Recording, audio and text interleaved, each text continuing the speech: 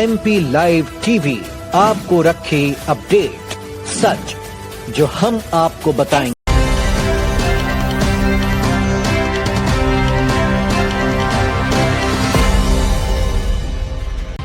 नमस्कार, आप देखना शुरू कर चुके हैं मेरा मध्य प्रदेश। मैं हूं आपके साथ राहुल सौमित्र और मैं एक बड़ी खबर लेकर आपके सामने उपस्थित हुआ हूं। ये बड़ी एक्सक्लूसिव खबर है। मऊगंज में जमीन विवाद के बाद 40 दिनों से लापता भारतीय जनता पार्टी के विधायक, थोड़ा इधर आ जाऊं, हाँ यहां सही रहेगा, ये सही है, विधायक जी के करीब भी आ गया, ये मिल भी गए हैं, है ना। 40 दिन से ये लापता थे। भाजपा विधायक प्रदीप पटेल आखिर मिल गए हैं। सामने आने के बाद प्रदीप पटेल ने 10 दिन बाद माननीय विधायक जी सामने आए और उन्होंने बताया कि मूसा गैंग जो है वो पुलिस से मिली है, यानी 60 गांठ है मूसा गैंग का पुलिस के साथ। उन्होंने ये बात कही। एक जमीन का विवाद का मामला था, सुलझाने गए थे। विधायक हैं, इस तरह के काम होते रहते हैं और वही सुलझाने के लिए गए थे। उसके बाद से 40 दिन से लापता है। वो ऑडियो क्लिप भी आपको सुनाते हैं जिसमें मूसा गैंग का सरगना 4 दिन में विधायकी उतारने की धमकी दे रहा है।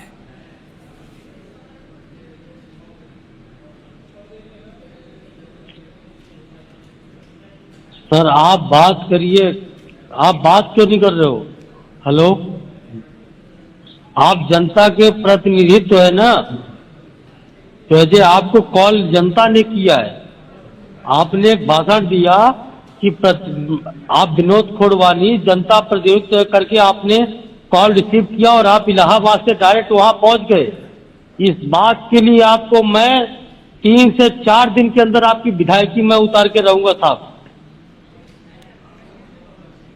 यह है मध्य प्रदेश की स्थिति, विधायकी उतारने की धमकी दे रहा है। इधर राष्ट्रीय गीत वंदे मातरम को लेकर केंद्र सरकार की नई गाइडलाइंस पर बवाल बढ़ता जा रहा है। उज्जैन के इमाम मुफ्ती सैयद नासिर अली नदवी ने इस आदेश को लेकर विवादित बयान दिया है। सुनते हैं उनकी बात। उन्होंने कहा कि मुस्लिम समुदाय इस निर्णय को कभी स्वीकार नहीं कर सकता। इस्लाम में अल्लाह के अलावा किसी और की इबादत की अनुमति नहीं है। इमाम ने यह भी कहा कि जिन स्कूलों में वंदे मातरम को अनिवार्य किया जा रहा है वहां से सभी मुसलमान अपने बच्चों को निकाल लें। वंदे मातरम जो असल में राष्ट्रीय गीत है उसमें साफ तौर पर ये बताया जा रहा है कि हम अपनी मजहब, अपनी हिंदुस्तान की जो भूमि है, जो हमारी ज़मीन है, इसकी हम पूजा करते हैं। लिहाजा मुसलमान के लिए बिल्कुल भी सही नहीं कि वो अल्लाह के साथ किसी को शरीक करे, यानी किसी और को भी अपनी पूजा में शामिल करे। कि हम अपने बच्चों से कहेंगे कि हम सब मुसलमान अपने बच्चों को हिंदू और गैर मुसलमानों के स्कूलों से जहाँ पर भी वंदे मातरम को कंपलसरी कहा जा रहा है, किया जा रहा है, वहाँ से निकाल लें, क्योंकि हम इस बात की बिल्कुल भी इजाज़त नहीं दे सकते कि इस्लाम के साथ वो किसी और, इस्लाम में रहते हुए किसी और खुदा को भी तस्लीम करें। इधर इमाम के बयान पर बीजेपी और संत समाज ने तीखी प्रतिक्रिया दी है। बीजेपी शहर अध्यक्ष संजय अग्रवाल ने इमाम पर कड़ी कार्रवाई की मांग की है। वहीं रामादल अखाड़ा परिषद के अध्यक्ष रामेश्वर दास ने तो यहां तक कह दिया कि जो लोग राष्ट्र के प्रति समर्पण भाव नहीं रखते उन्हें देश छोड़ देना चाहिए और पाकिस्तान चले जाना चाहिए। वंदे मातरम हो या राष्ट्रगान हो या राष्ट्रगीत, ये हम सबको भारत में रहने वाले नागरिकों को अनिवार्य रूप से गाना ही पड़ेगा। मैं इस इमाम की घोर निंदा करता हूँ। इस नासिर अली को जो है सरकार को गिरफ्तार करना चाहिए और ये सांप्रदायिक सौहार्द जो बिगाड़ने का काम ये इमाम कर रहा है, ये घोर निंदनीय है। निश्चित रूप से इस प्रकार के इमामों को जेल की सलाखों में जो है डालना चाहिए। इन लोगों को जो है पाकिस्तान चले जाना चाहिए, इमाम साहब को अपने बच्चों को लेकर हैं, और अगर ये नहीं मानते हैं तो इनके ऊपर राष्ट्रद्रोह का मुकदमा करना चाहिए और इनको बाहर करना चाहिए। क्योंकि आप जिस राष्ट्र में रहते हो, जहाँ का अन्न जल खाते हो, वहाँ के आप राष्ट्र के प्रति जो है अगर समर्पित भाव आपका नहीं है तो इनको यहाँ से चले जाना चाहिए।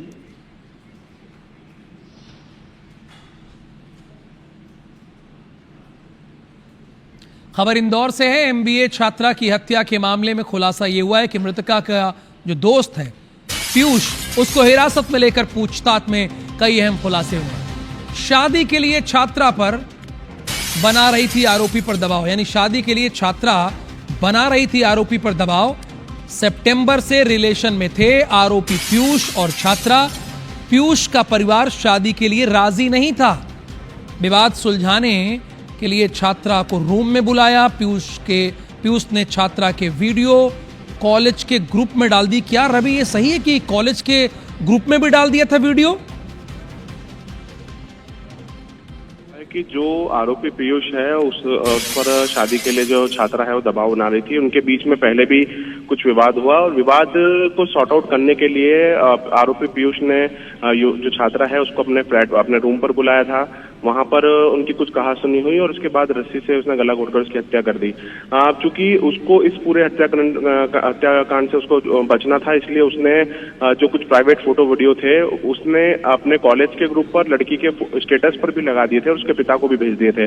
और उसके बाद हत्या करने के बाद वो सीधे मुंबई भाग गया था। पूरे कमरे को पैक कर दिया था और मुंबई भाग गया था। 2 दिन तक आरोपी जो है मुंबई मेट्रो में यहाँ वहां बचता फिरा, लेकिन पुलिस ने उसको ट्रेस कर लिया, उसको हिरासत में ले लिया है।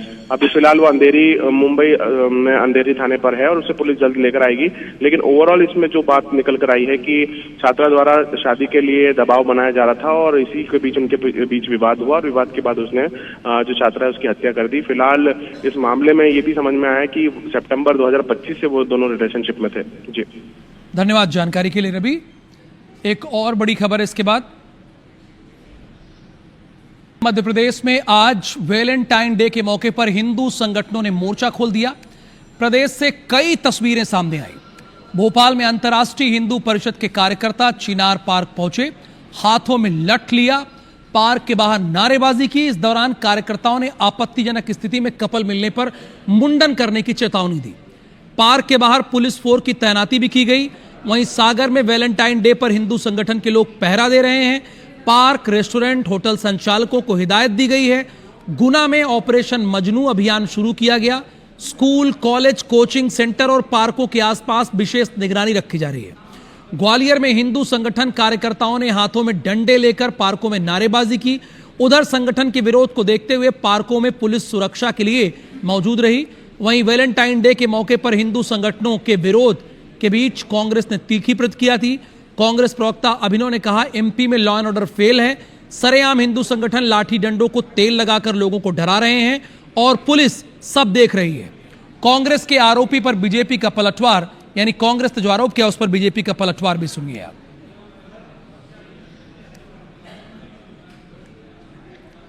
मध्य प्रदेश के सागर में गुंडे बदमाश लाठी डंडे हाथ में लेकर उसको तेल पिला रहे हैं और कह रहे हैं कि आने वाले दिनों में प्रेमी युगल जहां भी दिखेंगे उनको तोड़ देंगे, फोड़ देंगे।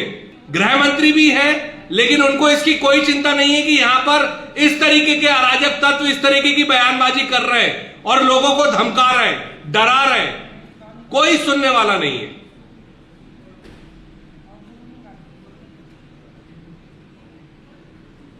और मिलना जुलना कोई भी प्रतिबंधात्मक काम नहीं है, लेकिन जो लोग मिलते हैं उनको अपनी मर्यादा का ध्यान भी रखना चाहिए। बात बिल्कुल गलत है कि पार्टी ने वैसी छूट दी है, न तो पूछा जाता है और न छूट दी जाती है।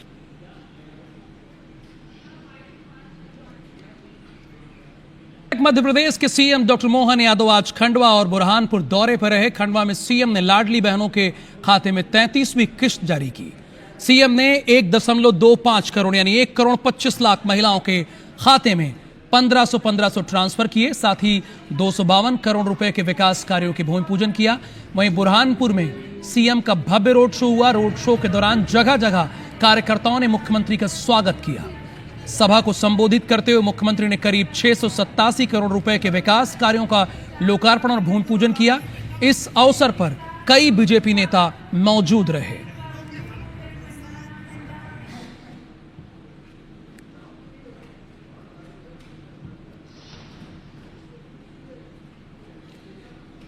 ये सरकार लगातार प्रयास करती जा रही है।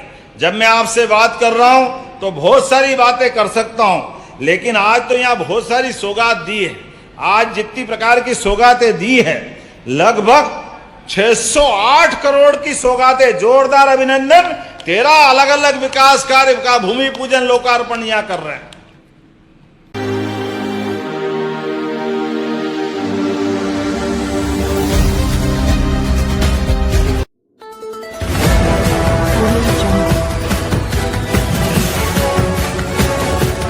MP लाइव टीवी आपको रखे अपडेट, सच जो हम आपको बताएंगे। ऐसी ही तमाम खबरों से अपडेट रहने के लिए MP live TV news channel को सब्सक्राइब करना ना भूले।